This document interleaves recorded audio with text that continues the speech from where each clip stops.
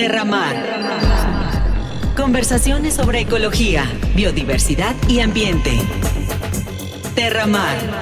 Un espacio de divulgación científica en la voz de los propios investigadores, académicos y estudiantes. Terramar con Rodrigo Reyes.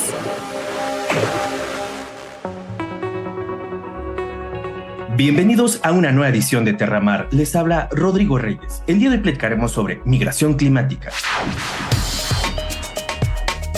El cambio climático actúa como un factor desencadenante que intensifica las presiones ambientales y sociales, llevando a un aumento en la migración de personas afectadas, obligándolas a abandonar sus hogares debido a estos efectos. La migración climática es un tema de creciente preocupación global, requiriendo atención tanto de gobiernos como de organizaciones internacionales.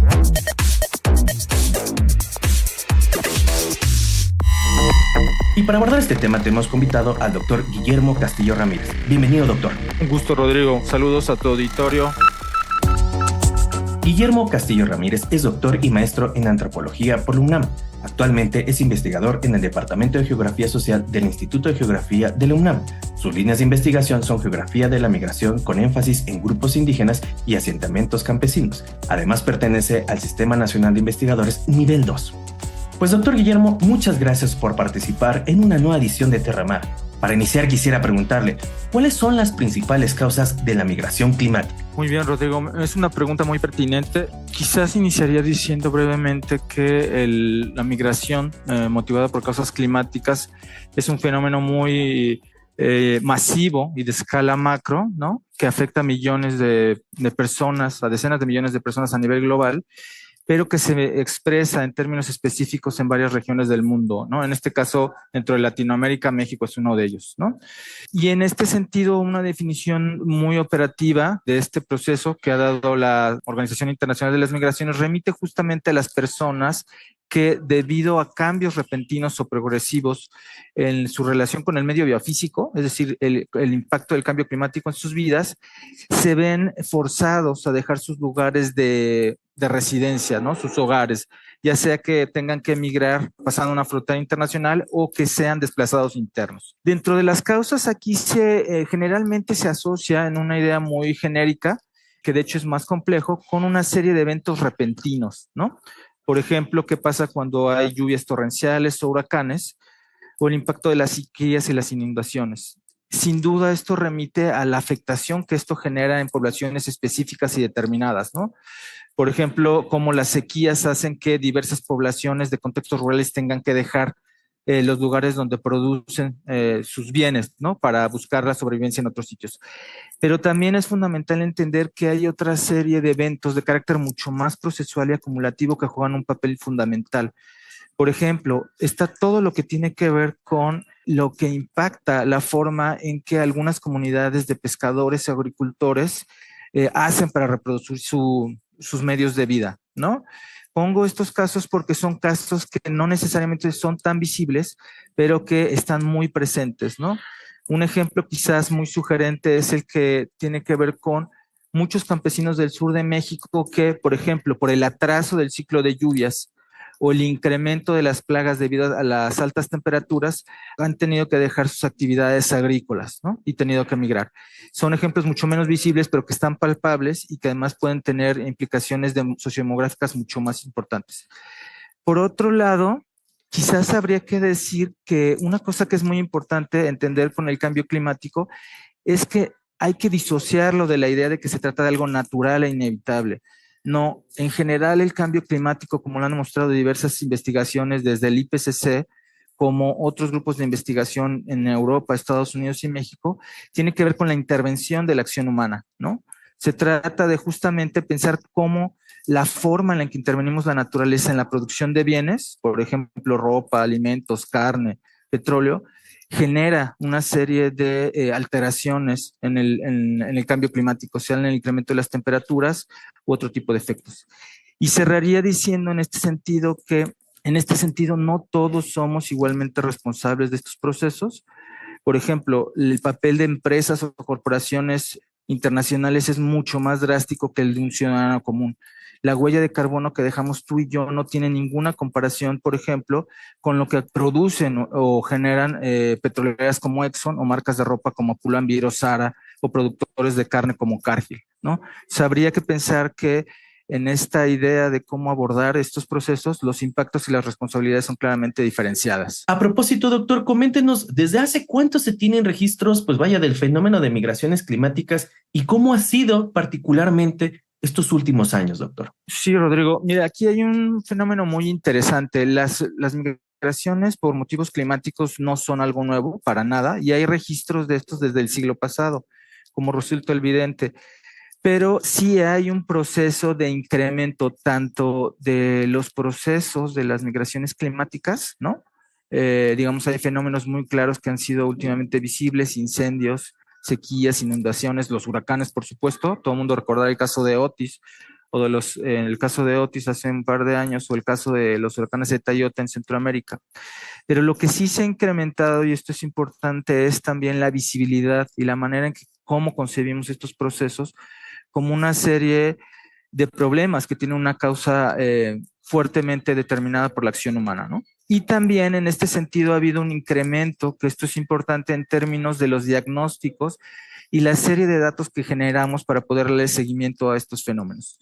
Quizás terminaría esta intervención diciendo que también algo que es clave es pensar los procesos de migración por cambio climático internacionales o desplazamientos internos por cambio climático como procesos que trascienden la mera respuesta a un evento repentino, ¿no?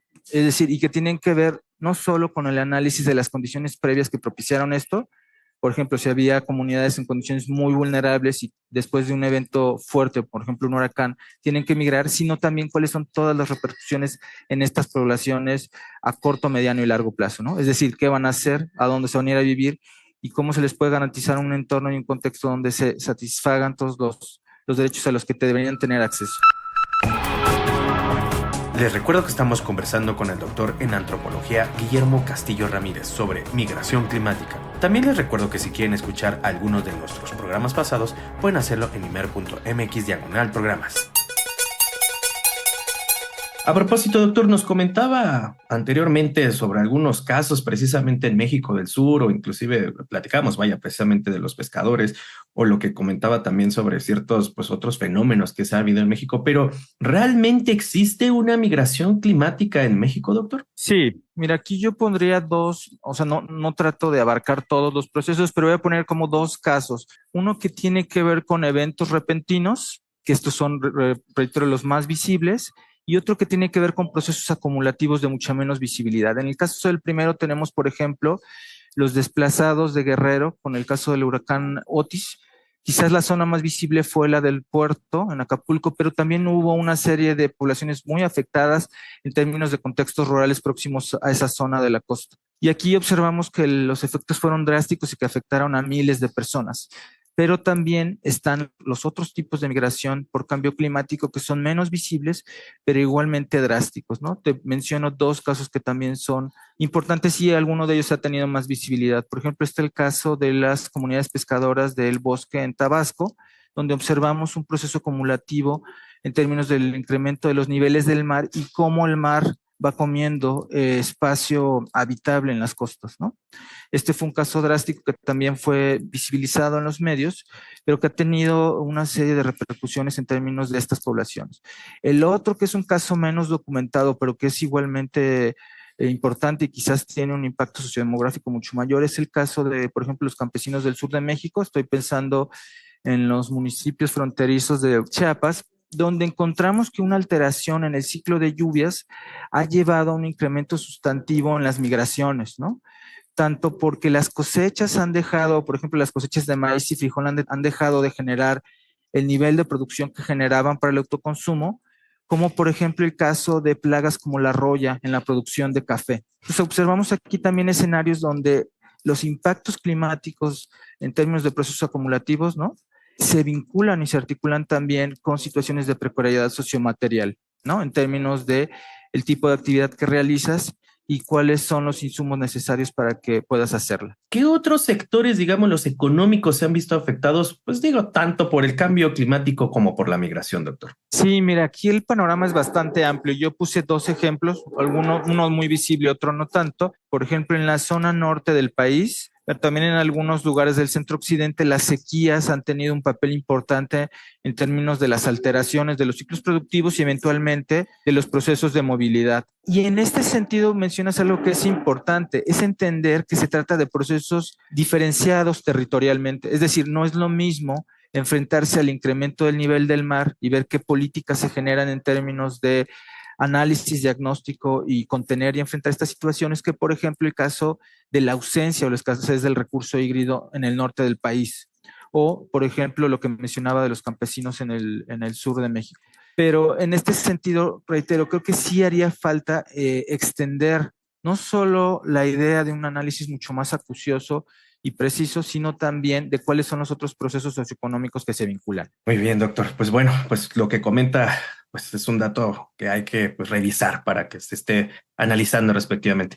Doctor, estamos a punto de terminar, pero antes coméntenos, ¿qué papel tienen las autoridades gubernamentales ante esta problemática, doctor? Mira, esta es una pregunta central. El Estado sin duda tiene un papel muy importante en varios niveles. Este es un fenómeno que es cada vez más recurrente y creciente y en este sentido se plantean diversas etapas. Por un lado, tendría que haber procesos de diagnóstico en términos de cuáles son las zonas más vulnerables. Mencioné solo algunas, pero por ejemplo, la sequía en el norte del país, el incremento del nivel del mar en ciertos lugares del Golfo de México o también el caso de la alteración del ciclo de lluvias en el sur del país. Esta parte del diagnóstico es fundamental, pero hay otras 2 etapas que son fundamentales. Una es la respuesta a cuando acontece el evento repentino, ¿no? Como puede ser el caso de un huracán. Entonces, aquí hay una serie de lineamientos bastante estipulados, pero que sin duda podrían incrementarse en términos de acciones mucho más precisas, de solventar necesidades inmediatas en términos de dar respuesta a un fenómeno de esta manera. O sea, hospedaje, alimentación, acceso a dinero para vivir, etcétera. Y finalmente está la tercera etapa que tiene que ver con cómo generamos un restablecimiento de condiciones de vida dignas en las poblaciones que han sido afectadas y que muchas veces después del evento se pierde el diagnóstico y la capacidad de retribuirles en términos de cuáles eran los contextos adecuados para que pudieran seguir viviendo, ¿no? Hablo de empleo, salud, educación, etcétera. Muy bien, doctor. Pues hay que tener en cuenta todo eso lo que está comentando. Doctor, lamentablemente se nos ha terminado el tiempo, pero ¿qué le parece si hacemos una segunda edición de este programa, doctor? Con mucho gusto, cuenta conmigo. Claro que sí. Y de la misma manera agradecemos a nuestros radioescuchas e invitamos a que sigan la retransmisión de este programa a través de nuestra página que es en Facebook Terramar Radio o a través de nuestra página web que es www.radiociencia.com.mx. Nos escuchamos hasta la próxima. Buenas tardes. El IMER presentó Terramar.